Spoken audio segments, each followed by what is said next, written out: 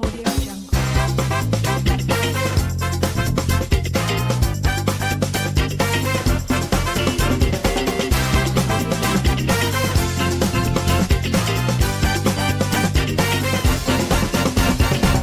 Audio Jungle. নমস্কার বন্ধুরা, শ্বশুর বৌমার রান্নাঘর অ্যান্ড ব্লগ চ্যানেলে সকলকে স্বাগত।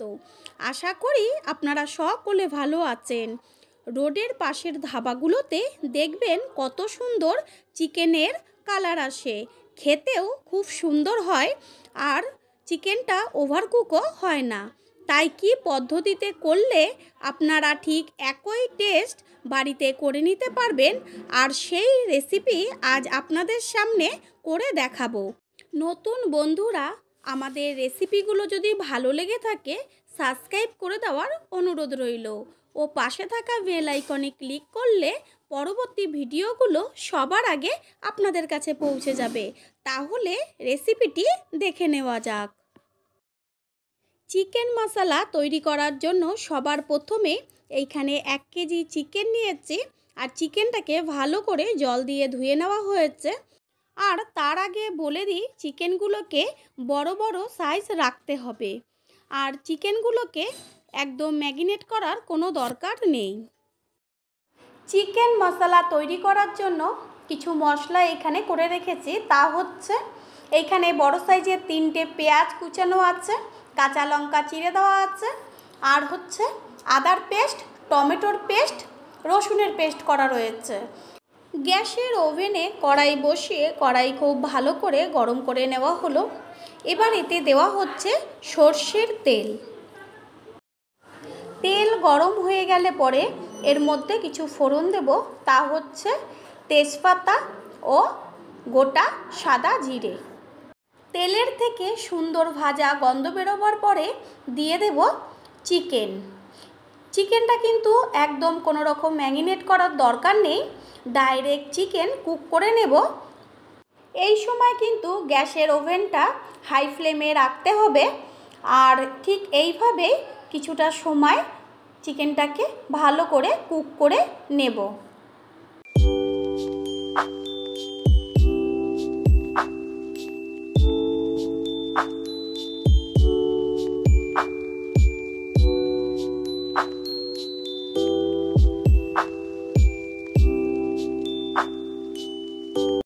চিকেনের থেকে কিন্তু একটু হালকা লালচে কালার চলে এসছে। এইবার দিয়ে দেব কুচিয়ে রাখা পেঁয়াজ ও সাথে কাঁচা লঙ্কা। এখানে বড় সাইজের 3টে পেঁয়াজ কুচিয়ে নেওয়া আছে। কুচিয়ে নেওয়া পেঁয়াজ এবার মাংসের সাথে ভালো করে ভেজে নিতে হবে আর পেঁয়াজ যেন তাড়াতাড়ি গলে যায় তার জন্য দিয়ে দেব স্বাদ অনুযায়ী নুন। নুন দিয়ে মিশিয়ে নেব আর এই সময় কিন্তু একটু বারে বারে খুন্তি দিয়ে নেড়ে দিতে হবে, না হলে কিন্তু নিচটা লেগে যাবে।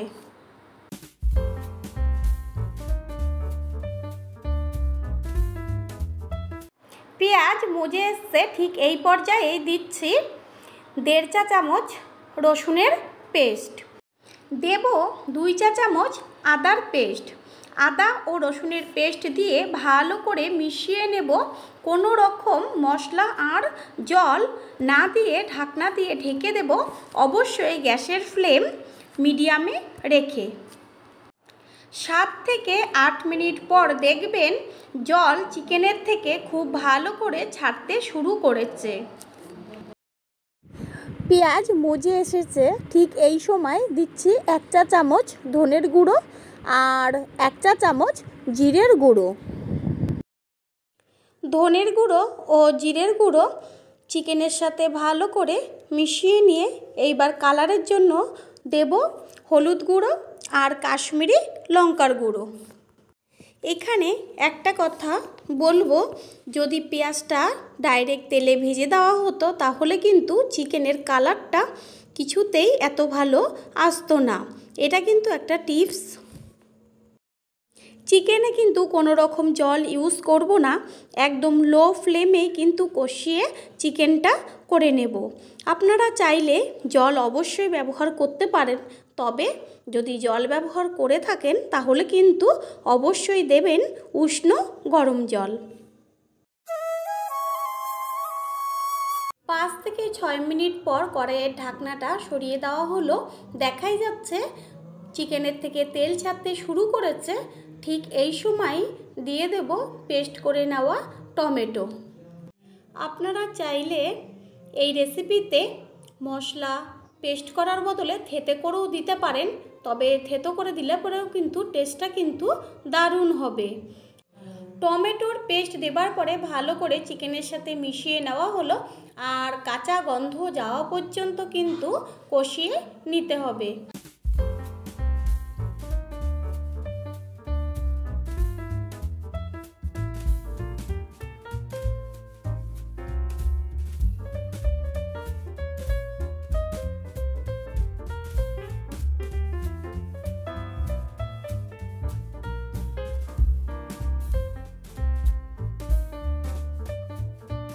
মশলার থেকে টমেটোর কাঁচা গন্ধ চলে যাওয়ার পরে দিয়ে দিচ্ছি ফেটিয়ে রাখা টক দই।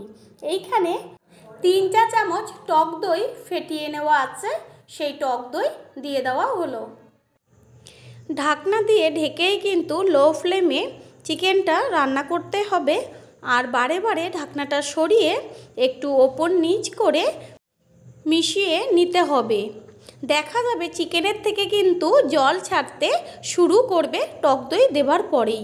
যতটুকু জল বেরোবে সেই জলেই কিন্তু চিকেনটা সিদ্ধ হয়ে যাবে। আর যদি আপনারা জল দিয়ে থাকেন তাহলে কিন্তু একদমই সামান্য জল দেবে, না হলে কিন্তু চিকেনটা ওভারকুক হয়ে যাবে। দেব হাফ চা চামচ চিনি। এইখানে আপনারা চিনিটা স্কিপও করে নিতে পারেন, তবে আমার মনে হয় চিনিটা দিলে কিন্তু মানে সমস্ত কিছুর ব্যালেন্সটা ঠিক থাকবে আর চিকেনটাও খুব টেস্টি হবে।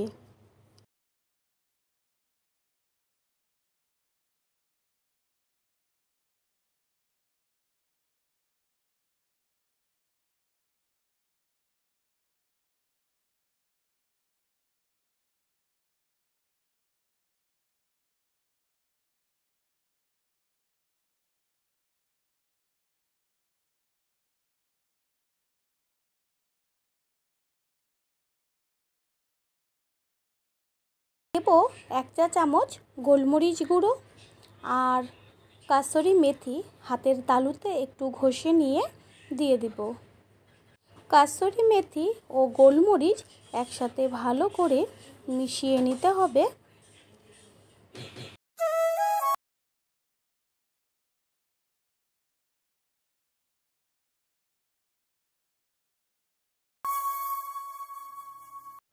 চিকেন আমাদের হয়েই গেছে।